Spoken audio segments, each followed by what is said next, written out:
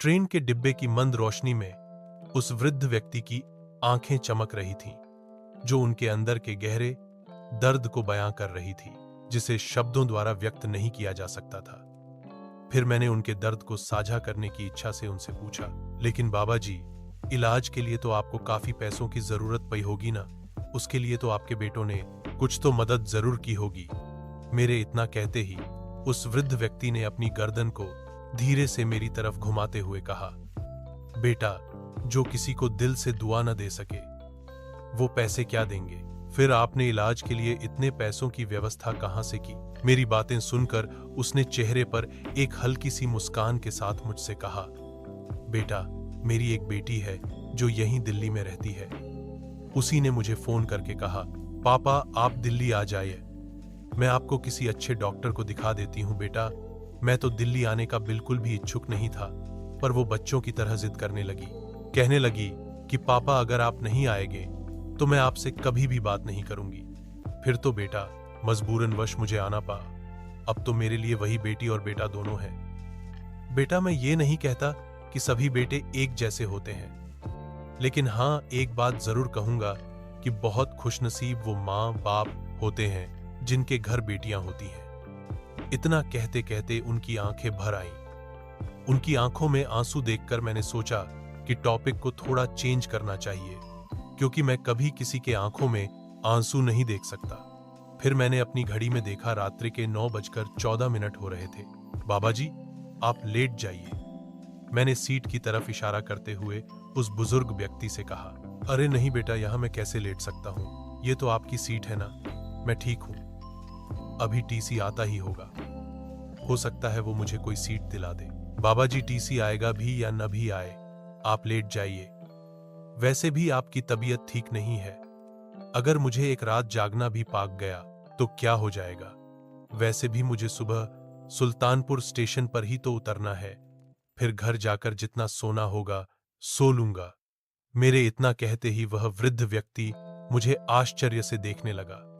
फिर कुछ क्षण बाद उसने बड़े ही प्यार से पूछा, बेटा, क्या तुम सुल्तानपुर के रहने वाले हो? हाँ बाबा जी, लेकिन इसमें इतना आश्चर्य की क्या बात है? बेटा, मैं भी सुल्तानपुर का ही रहने वाला हूं। वैसे सुल्तानपुर में आप कहां रहते हो? अर्जुनपुर। अर्जुनपुर? बेटा, अर्जुनपुर का तो मैं भी रहने वाला हूं, और गांव के सभी लोगों को तो मैं अच्छे से जानता हूं। वैसे तुम किसके बेटे हो? गांव के मुखिया श्याम सुंदर दास मेरे बाबूजी हैं। तो क्या तुम मुखिया जी के बेटे हो? बड़ी प्रसन्नता के साथ उस वृद्ध व्यक्ति ने कहा। हाँ बाबा जी, बिल्कुल अपने बाप पर गए हो, वो भी बहुत अच्छे इंसान हैं।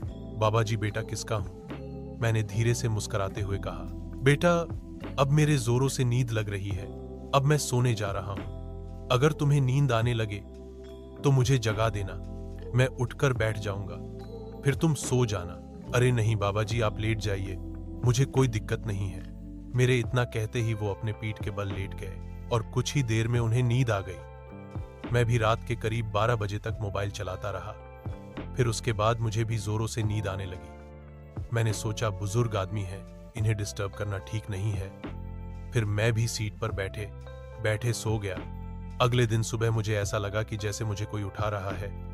आंखें खुली तो मैंने देखा कि वो बाबा जी, जिन्हें मैंने सोने के लिए अपनी सीट दी थी, वो मुझे जगा रहे हैं। फिर मैं अपनी आंखें मसलते हुए उठा तो देखा कि सूर्य की हल्की रोशनी मेरे चेहरे पर पड़ रही थी।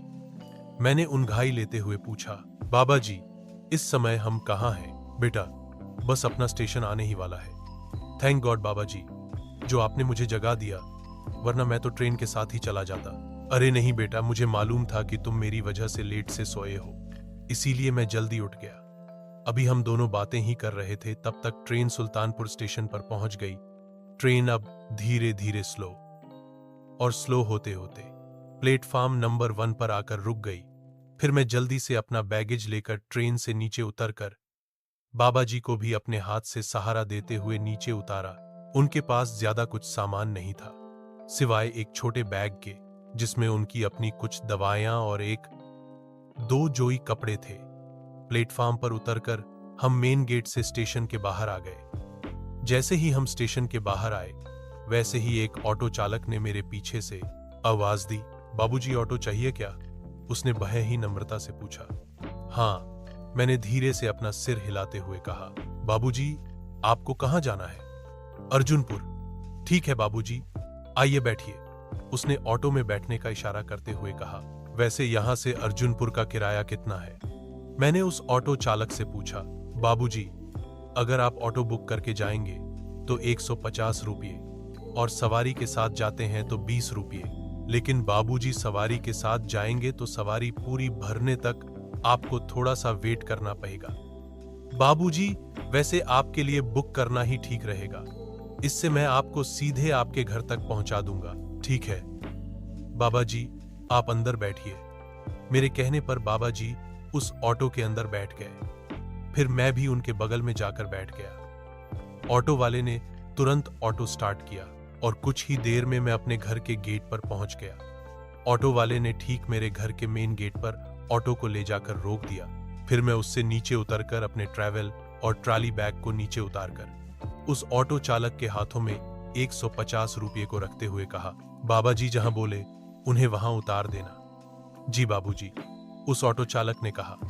फिर मैंने अपने दोनों हाथों को जोते हुए बाबा जी से कहा, अच्छा बाबा जी प्रणाम, खुश रहो बेटा। उन्होंने अपने दोनों हाथों को उठाकर मुझे आशीर्वाद देते हुए कहा।